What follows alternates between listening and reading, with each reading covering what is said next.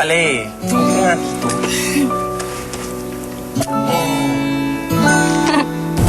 Darlene, nasan ka na? Pinauwi mo daw yung driver.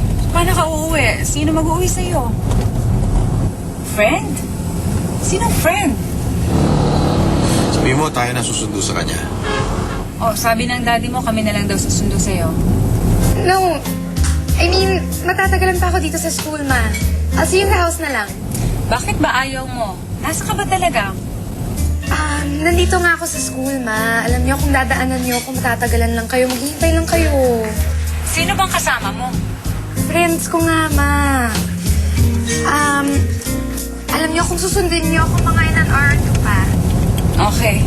Sige, basta umuwi ka na kasi late na. Okay?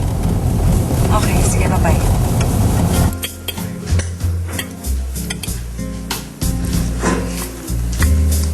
Lumalaki na talaga ang mga bata, no? Ang bilis ng panahon. Pakiramdam ko tuloy nagkulang ako ng oras para sa kanila.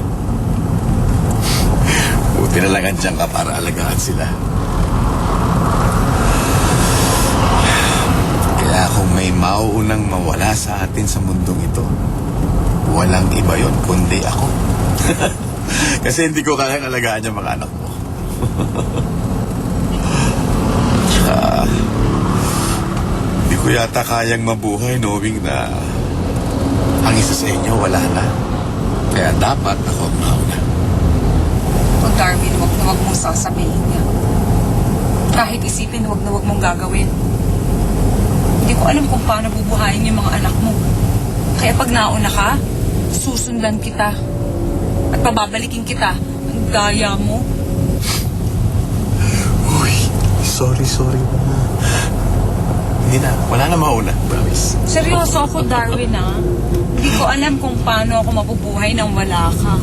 Alam mo bang araw-araw dinadasal ko sa Diyos na sana hindi ako gumising nang wala ka sa tabi ko? Sorry na nga eh. Promise. Promise?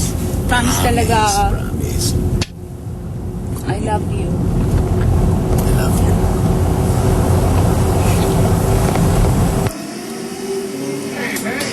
Sabi ni Mami, wala daw magpe-PlayStation hanggat hindi natatapos ang homework. Tapos na, kanina pa. Hindi ako tulad mo, hindi sumusunod kay Mami. Kaya? Akin na yan, burger ko yan eh. Sige, kunin mo kung kaya mo. Susumbong kita kay... Akin na nga yan. Kunin mo nga kung kaya mo. Akin yan. Kunin mo kung kaya mo. Kunin mo kung kaya mo. Susumbong kita talaga kay Mami. Alam. Akin na Susumbong ko, yan. wala naman sila dito. Yes, Tita Delia. Hello po, yes po.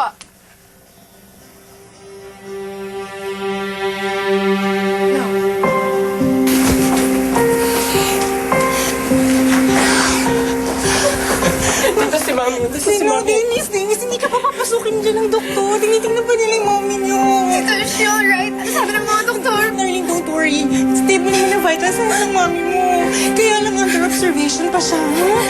Kasi hindi pa rin siya conscious hanggang ngayon eh. Yes, mahal. Si Daddy! Si Daddy, kamusta si Daddy? Ito si Daddy!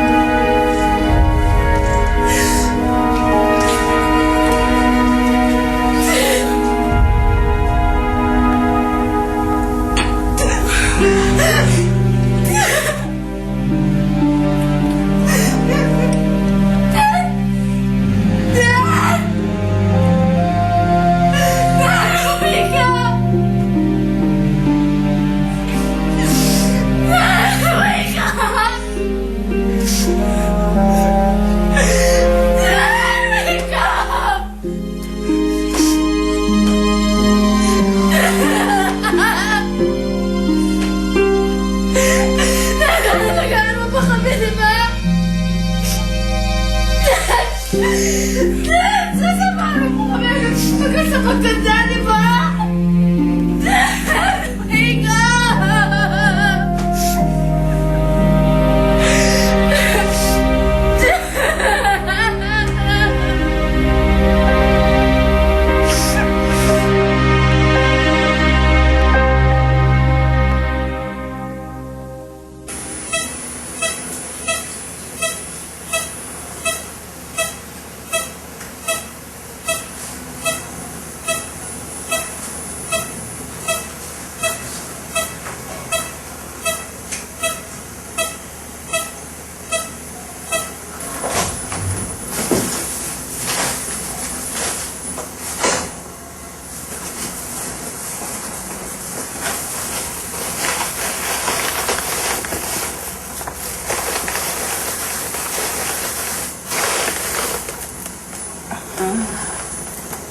Mami?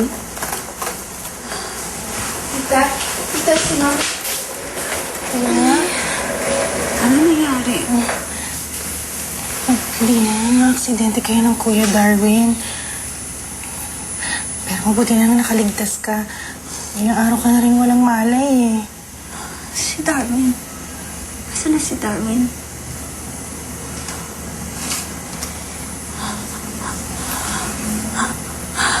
Darlene, kamusta na ang daddy mo? Ba't kayo nandito lahat? Sino kasama niya?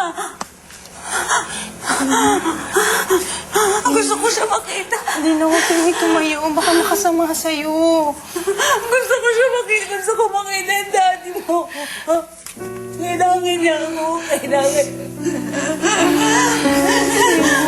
Hindi ko magalaw mga pinti ko. Hindi ko magalaw yung pinti ko.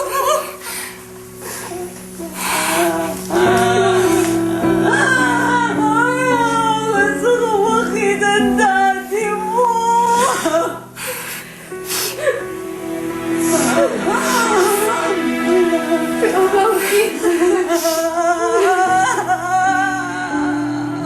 Dear Charo, I was 19, a time when I was supposed to be enjoying the good life as a teenager, when a tragic car accident killed my father and caused my mother paralysis from waist down.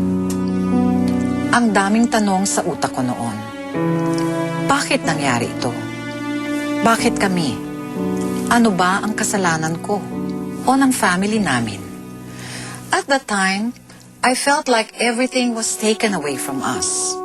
Sa isang iglap, bumagsak ang mundo ko at hindi ako handa. Sabi ng mga doktor, Ma, there's a good chance that you'll be able to walk again. Ang kailangan lang daw sa'yo, therapy. At kung magiging cooperative ka, in less than a year, magagala mo na ulit yung mga paa mo.